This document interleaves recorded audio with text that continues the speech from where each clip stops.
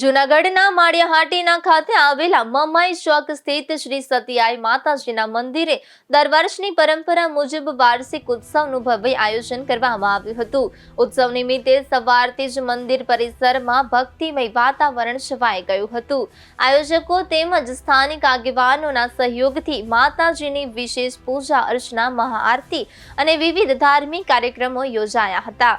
મહાઆરતી અને દર્શન માટે મોટી સંખ્યામાં ભાવિકો મંદિર ઉપર ઉમટી પડ્યા હતા અને માતાજીના આશીર્વાદ પ્રાપ્ત કર્યા હતા। ઉત્સવના ભાગરૂપે સામાજિક સેવાનું પણ સુંદર આયોજન કરવામાં આવ્યું હતું।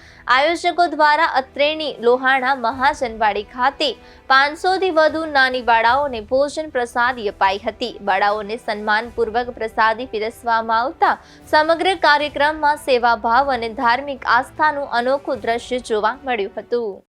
દોસ્તુભાઈ સાંગાણી માળિયા સત્યાઈ માતાજીની ગોયણી દર વર્ષે બાળાઓ જમે છે।